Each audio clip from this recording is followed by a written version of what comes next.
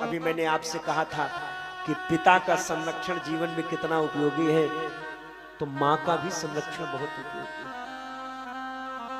पिता नहीं रहता तब कीमत समझ में आती, जब मां भी नहीं रहती तब कीमत समझ में आती।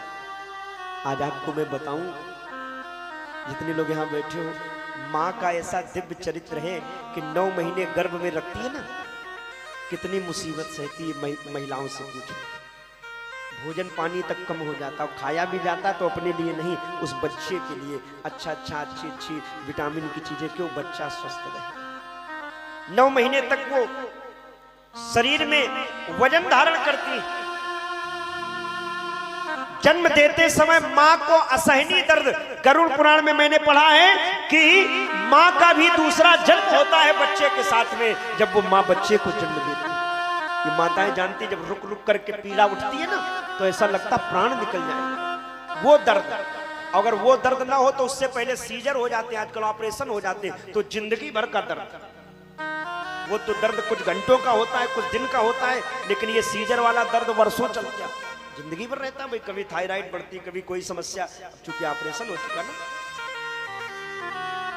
और तो और फिर भी मां को देखना, क्या मां बच्चे को मारती है कि हमें दर्द हो रहा था पेट में, हाथ पैर चला रहा था मुझे दर्द हो रहा था ना, बल्कि मां तो जन्म देने के बाद मां के छाती से बच्चे को लिटा दिया जाता है, मां उसको प्रेम करने लगती, सारा दर्द भूल जाती है। लाख टांके लगे हो, बेटा गोद में आया, भूल गई मां दर्द। और बेटे का कहते हैं आजकल, सुन लो रावतपुर के बच्चों, मेरे युवा भाई और बहनों, ये बड़े होके कहते हैं, मैया तुमने किए क्या है मम्मी हमारे लिए, 9 महीना पेट ही में रखा था, बताओ तुम्हें किराया दे दे। ऐसे मैंने बच्चों की बात सुनी है मां, वो बच्चे कहते लाओ किराया दे दे। अगर जो बच्चे किराया दे सकते, मैं आपको पॉइंट दे रहा हूं, इनका फर्ज अदा कर लेना, हम समझ लेंगे कि तुमने किराया दे दिया। हर चीज की कीमत नहीं लगाई जा सकती। 9 महीने जो गर्भ में रखा है, उसके बाद जन्म देते समय कष्ट सहा है, लालने पालने दुखम, खुद का श्रृंगार भूल करके बच्चों को सजाती है, खुद गीले में सो के बच्चे को सूखे में सुलाती है। तुम 2-4 दिन लेटोगे गीले में, बिस्तर पर नहीं लेट पाओगे, वो 2-4-5 साल लेटी, 2-4-5 वर्ष लेटी रही गीले में। और तो और मेरे भाई बहन, अपना ब्लड, माताएं बहनें बैठी हैं, अपना खून ही दूध बना करके बच्चे को पिलाती। माताएं कहनी, महिलाएं आपस में चल, बहुत बिटिया तुम कमजोर हो गई, बोले हाँ बेटा दूध पीता है। कहती ना, क्यों? क्योंकि वो जो भोजन पानी कर रही वो उनको नहीं मिल रहा, वो ब्लड नहीं बन रहा, वो दूध बन करके बच्चे में जा रहा।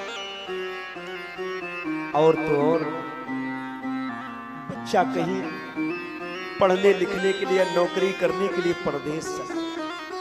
यहाँ माताएं बैठी हैं, कभी भी अगर किसी माँ से पूछा जाए, माँ तुम्हारा बेटा परदेश जा रहा है, तुम्हें कैसा लग रहा है, क्या तुम चाहती हो कि परदेश चला जाए? मेरी रावतपुर की माताओं, ईमानदारी से बताना, कौन माँ चाहेगी? माँ तो ये कहती है, भैया भले 2 रुपए कम मिले, बच्चा हमारा यही बना रहे, सुबह को जाए शाम को घर आ जाए, बस यही ठीक है, ज्यादा पैसा नहीं चाहिए। कहती कि नहीं माताएं, बोलो? और तो और अगर देश परदेश बेटा चला भी जाए ना, बेटी चली भी जाए, तो उसको वहां कुछ कष्ट हो, उसको वहां फीवर आ जाए, वहां बुखार आ जाए, माँ को यहाँ पता चल जाता है। सुबह तुरंत कहेगी जरा फोन लगाओ, हमें आज रात पर बड़ी बेचैनी रही है, लाला से जरा बात करनी, बिटिया से मैं बात करनी। माँ को आभास हो, बेटा जा रहा है कहीं, तो माँ देखो घर में 100 ग्राम अचार, 100 ग्राम ये बुकलू, ये सब रख देती, घी रख देगी। बेटा ने कहा दिल्ली में क्या ये भी नहीं मिलता, आप तो यहाँ रखे दे रहे हो, वहां सब मिल जाता, रास्ते में काम वजन लिए घूमेंगे। तो बेटा मिलता तो है लेकिन शुद्ध नहीं मिलता, माँ ये कहती, लेकिन उसका भाव क्या है कि इसी बहाने मेरा प्रेम, मेरा वात्सल्य मेरे बेटे के साथ चला जाए। और वही बेटे जब कहते तुमने क्या किया है, तो उस माँ के हृदय में क्या बीतती होगी, कभी इसका अनुभव किया आपने? विवाह के बाद वही बच्चे उसी माँ से कहते, माँ अब हमारी बहू से तुम्हारी पटेगी नहीं, एक काम करो हमें अलग कर दो।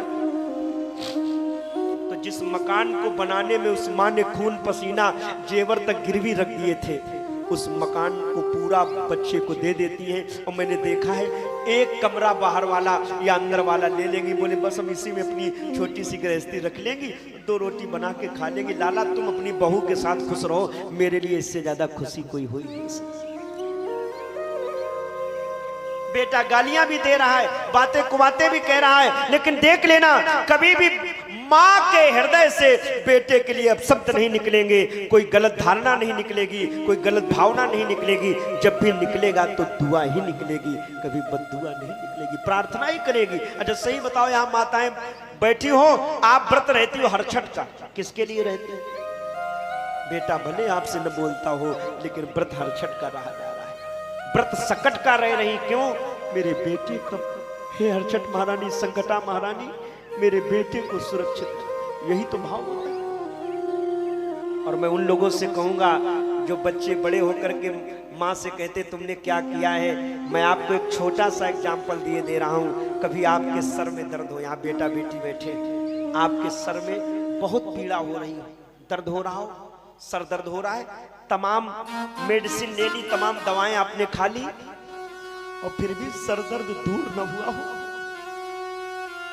सर दर्द न गया हो, तमाम सारे डांट, डिस्प्रिन, कम्बी, फ्लाम्स, अजूबी सब खा के देख लिया, सर दर्द ठीक नहीं हो रहा, तो कुछ न करना, वो घर के अंदर वाले कमरे में या बाहर वाले कमरे में जो बूढ़ी माँ है जिससे बोलते नहीं हो ना, उसके पास चले जाना, उसकी गोद में सर रख लेना, और वो माँ 2 बार ऐसे केवल अपने हाथों से सहला दे, दर्द कहाँ चला जाता है हमें पता भी नहीं चलता है।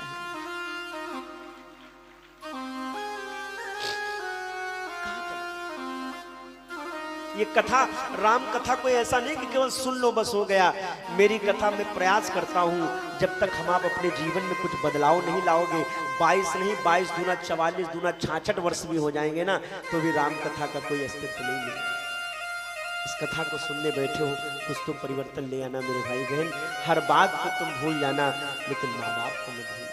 शायद प्रत्यक्ष देवता इसी बात के, ये जो नवरात्र का व्रत रह रहे हो, जाकर के मंदिरों में भंडारा कर रहे हो, दर्शन करने ज्वाला देवी, नैना देवी, कांगड़ा देवी, बगलामुखी देवी और वैष्णो देवी जाते हो यात्रा करने, ये यात्रा भी शायद तभी सफल होगी जब आप माँ की यहाँ सेवा के। माँ को अगर रोटी मिल रही प्रेम से, और चाहिए क्या बुढ़ापे में? अच्छा सही बताओ, बुढ़ा पत्नी की तो तमाम डिमांडें होंगी, ये ले आओ वो ले आओ, वो भी जरूरी हमें पूरी करनी है, वो भी हमारे साथ जुड़ी है, लेकिन माँ की तो कोई डिमांड भी नहीं होती स्पेशल के मैं ये लाओ।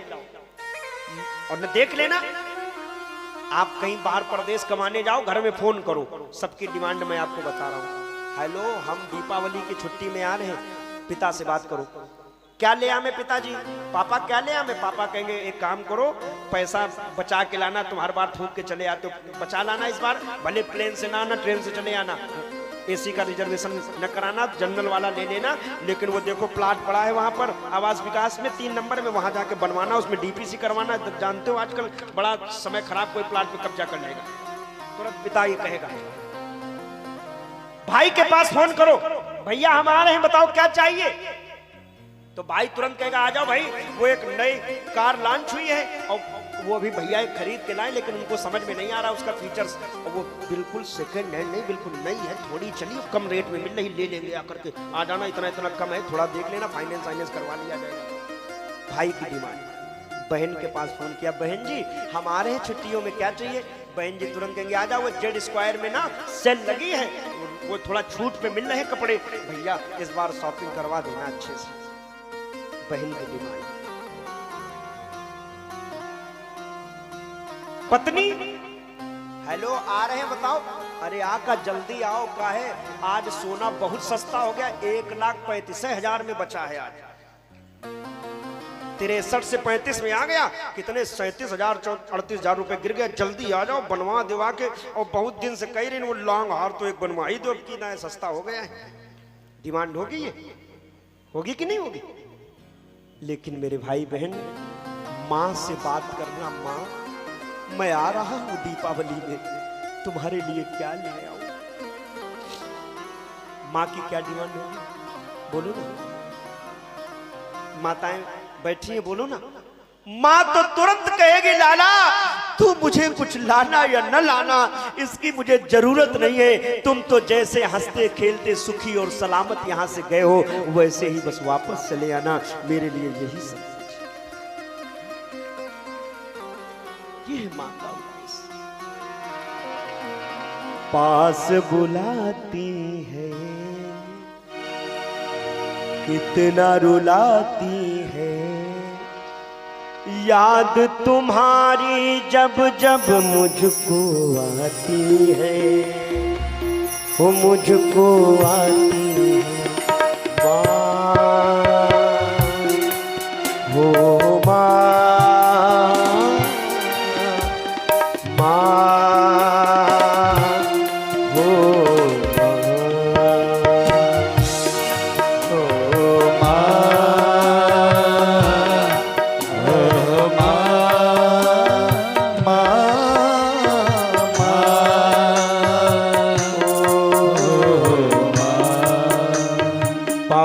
बुलाती है कितना रुलाती है, पास बुलाती है कितना रुलाती है, याद तुम्हारी जब जब मुझको आती है, मुझको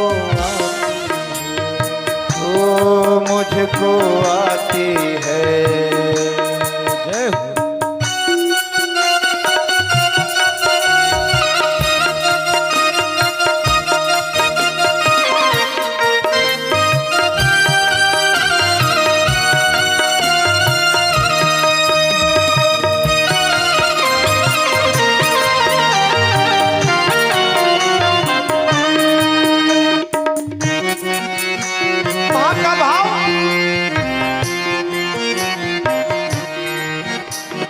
आजा तुझको सीने में छिपा लूं, ओ आजा तुझको सीने से लगा लूं मैं, चीर के अपने आंचल में बसा लूं, चीर के अपने आंचल में बसा लूं मैं।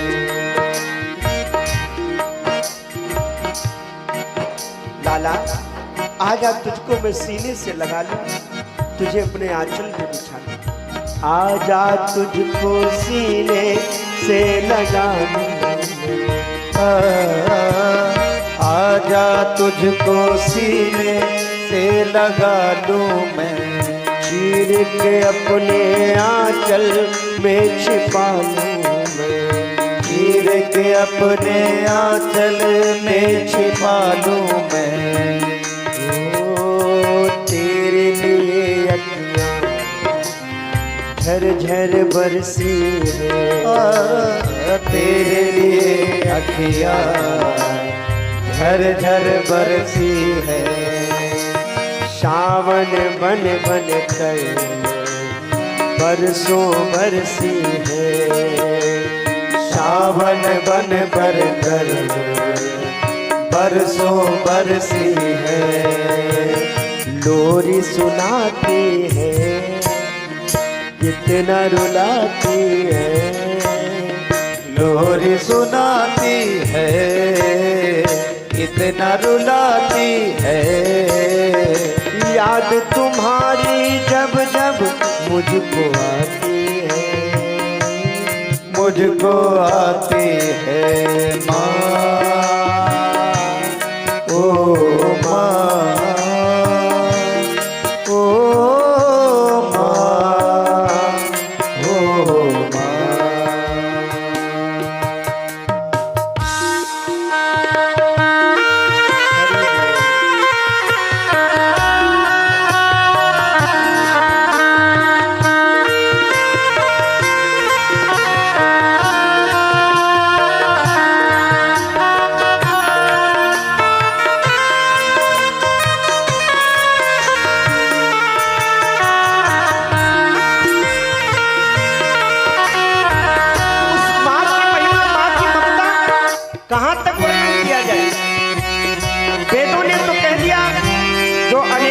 अनेक ऋण है हम पर, देव ऋण, पितृ ऋण, गुरु ऋण, मातृ ऋण। सारे ऋणों से व्यक्ति ऋण हो सकता है। पितृ ऋण से व्यक्ति ऋण हो जाता है जब अपने द्वारा पुत्र को जन्म देता है। देव ऋण से ऋण होता है जब रुद्राभिषेक, हवन, पूजन, यजन कर लेता है, देव ऋण से मुक्त हो जाता है। गुरु ऋण से भी मुक्त हो जाता है, गुरु की सेवा कर लो, दक्षिणा दे दो, ऋण से ऋण। लेकिन एक मात्र का जो माँ का जो ऋण है उससे ऋण हुआ जाए।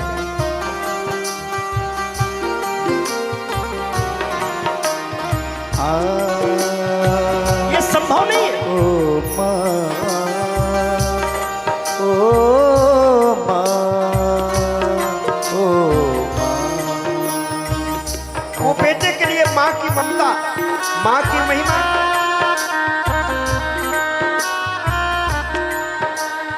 बेटे का भाव एक माँ के लिए, माँ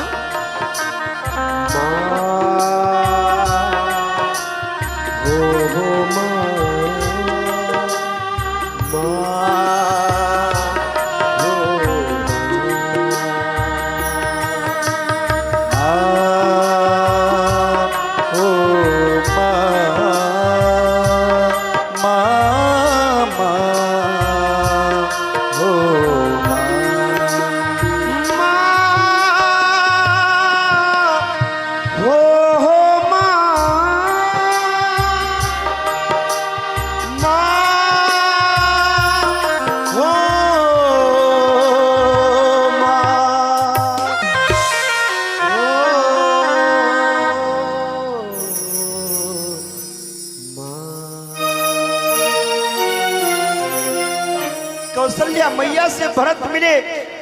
वो कौशल्या चूंकि अपने लाला जैसा ही प्रेम करती ना, भरत रोने लगे, कहा मां मैं भागा हूं, इस सारे दुखों का केवल मैं एकमात्र कारण हूं मां। कौशल्या ने कहा लाला पगले कैसी बात करता है तू? मैंने भी आपसे बताया यही एक मां का हृदय होता है जो लाख अपराध भी अपने बच्चे को भूल जाए। कौशल्या ने तो हृदय से लगाया, कहा बेटा कैसी बात कर रहा है भरत, इसमें तेरा कोई दोष नहीं, कोई दोष नहीं। वशिष्ठ जी ने भरत जी को बुलवाया है, अंतिम क्रिया सरयू जी के किनारे करवाई है, पूरा 10 गात्र विधान हुआ है। ये अंत्योष्ट क्रिया है। अंत्योष्टा ये हमारे जीवन का ये जो 16वां संस्कार है अंत्योष्टि, आज उसमें भी शॉर्टकट लोगों ने लगा दिया है। तेरे दिन भी अपने माँ बाप के लिए नहीं दे पा रहे हैं, जिन्होंने जीवन दिया है वो 3 दिन में कार्य करने का प्रयास कर। लेकिन भरत जी ने प्रतिदिन का पिंडदान करके 10 गात्र, 9वें दिन अपने यहाँ प्रचलन है नौभार, पूर्वांचल में 10 गात्र 10वें दिन होता है, वो किया गया है। 11वें दिन एकादशा विधिवत तरीके से हुआ है। द्वादश दिन का जो 12वां पिंड होता है वो पिंडदान किया गया है। और त्रयोदशी करके, कहीं कहीं त्रयोदशी होती, कहीं कहीं खोडशी होती। संतों में खोडशी होती है, गृहस्थों में त्रयोदशी होती है। त्रयोदशी किया है और फिर कुछ दिन कोई किसी से कुछ नहीं बोला है। भरत चुपचाप एकांत में पड़े रहते, चूंकि उस दुख के समुद्र में सारी अयोध्या डूब चुकी है। कोई किसी से नहीं बोला। करीब करीब 1 महीना व्यतीत हो जाता है। श्री वशिष्ठ जी को लगता है ऐसे कैसे काम बनेगा, कैसे प्रजा में संतुष्टि पहुंचेगी, प्रजा नहीं रहेगी, अयोध्या की वो स्थिति बन गई है, क्या करें? तो मैंने आपको बताया था जब जब धर्म में, जब जब राष्ट्र में कुठाराघात होता है तो और किसी को चिंता हो न हो, अगर किसी को चिंता होती है तो वो साधु होते हैं, वो संत होते हैं। वशिष्ठ जी को ये चिंता हुई कि अयोध्या में ये स्थिति बन रही, कोई किसी से कोई मतलब नहीं, सब पड़े हैं, मिल जाए तो ठीक है, न मिल जाए कोई बात नहीं। अब बताओ दुख की घड़ी में कहीं भोजन पानी अच्छा लगता है? शायद मैं आपको बताऊं, इसीलिए हमारे यहाँ परंपरा है, बोले तेरे दिन हल्दी नहीं छुई जाएगी, आयल तेल को प्रयोग नहीं करेंगे। क्यों? अरे हमारे बीच से जीव चला गया है और हम ये चटपटा तीखा और ये पार्टी टाइप का भोजन करें तो ये हमारे लिए क्या उस आत्मा को प्रसन्नता के लिए होगा? या क्या हमें खाना अच्छा लगेगा?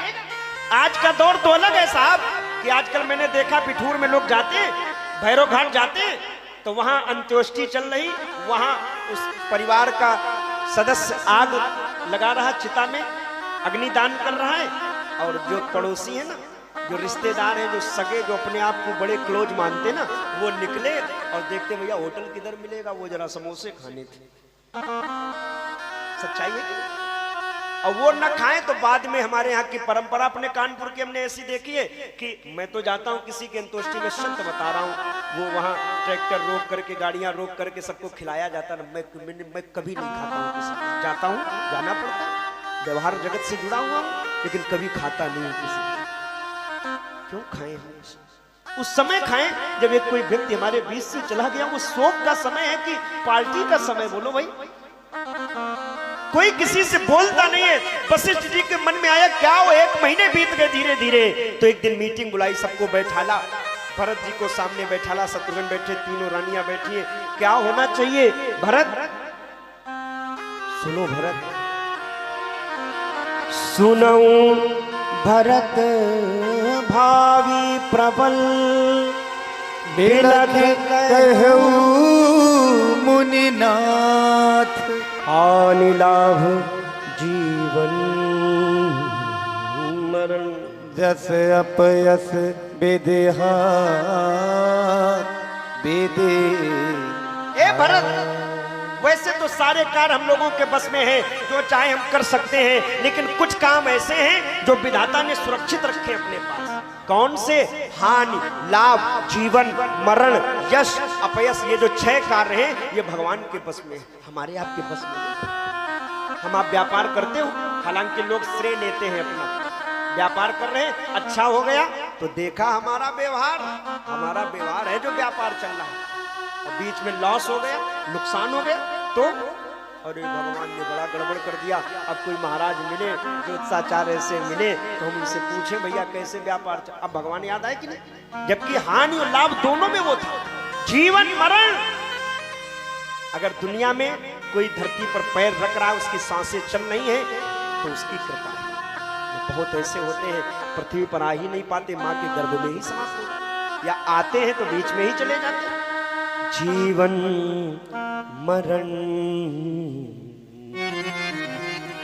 यस अपयस विधि। ये सब उनके हाथ में। हम आप लोग यहाँ जितने लोग बैठे हो, ये 6 बातें नोट कर लीजिए।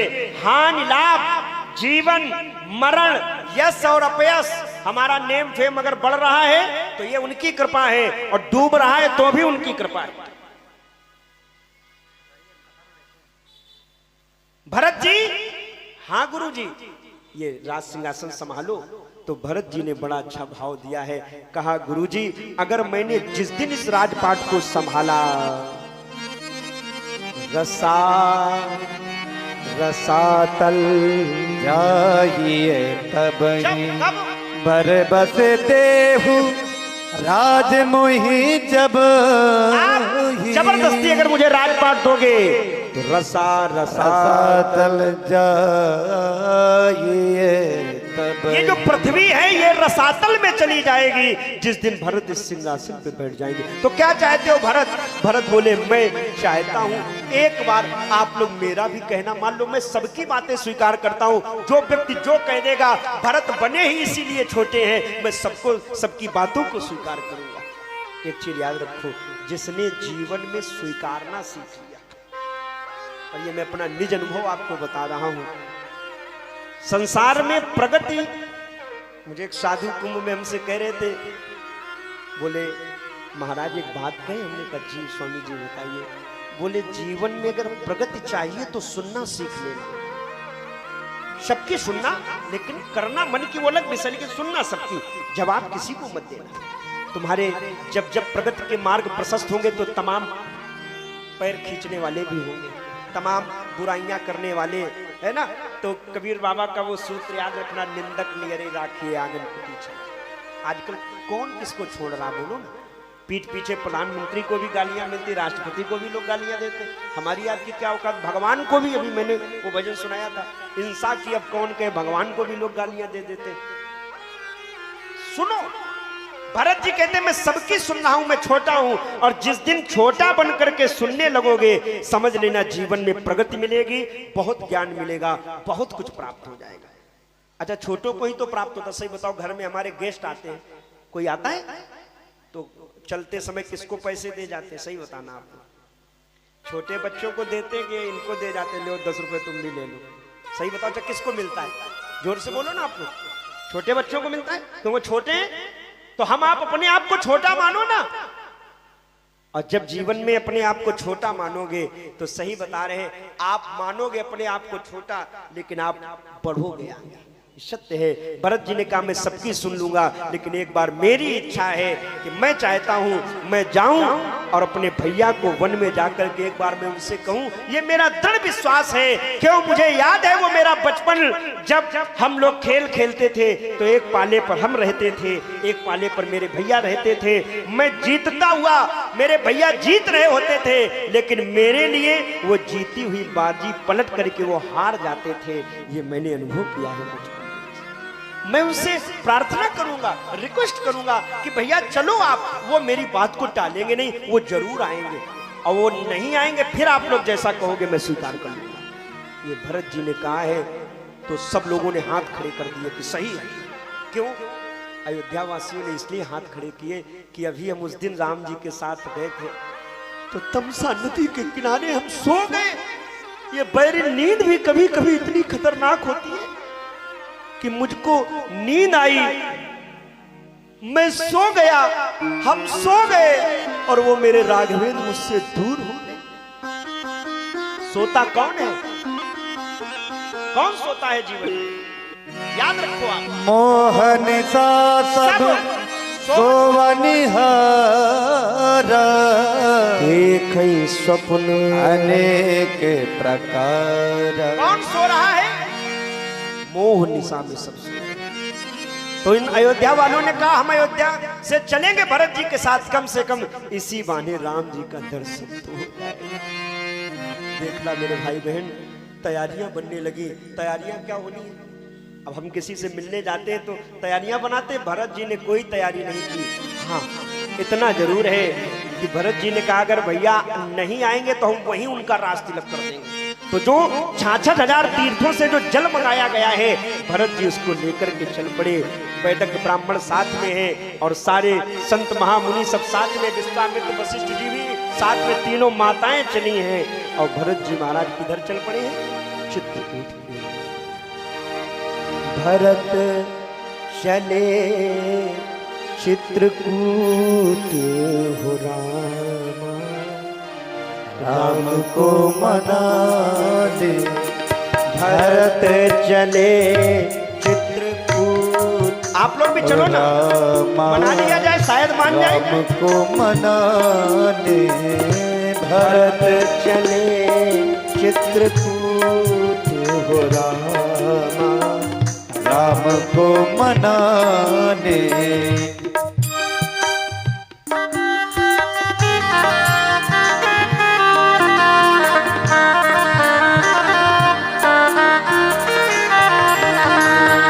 राम को मनाने सिया राम को रिझाने, राम को मनाने सिया राम को मनाने, राम को मनाने लखन को रिझाने, राम को मनाने लखन को रिझाने। भरत चले चित्रकूट हो राम, राम को मनाने भरत चले आप लोग भी गाओ ना। चित्रकूट हो रामा, राम को मनाने।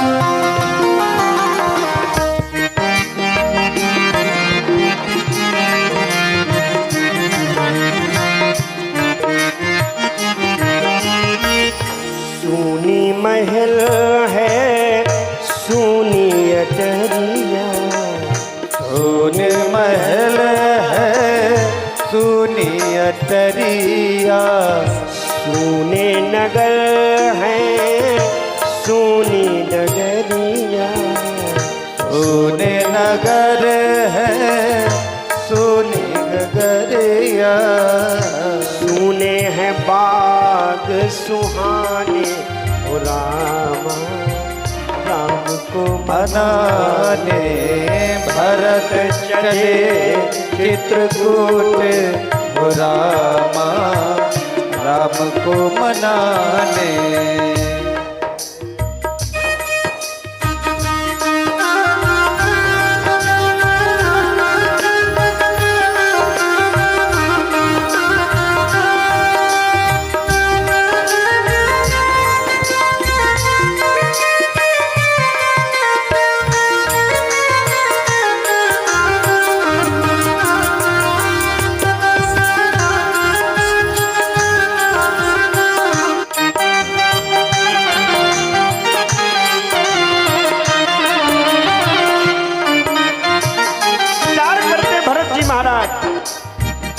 माँ कैकेयी का वचन मान के, माँ कैकेयी का वचन मान के, माँ कैकेयी का वचन मान के, माँ कैकेयी का वचन मान के, राम जी निकले इतना ठान के, राम जी निकले इतना ठान के, पहुँचेंगे कब हम ठिकाने ओ रामा, राम को मनाने भरत चले चित्रकूट हो रामा, राम को मनाने।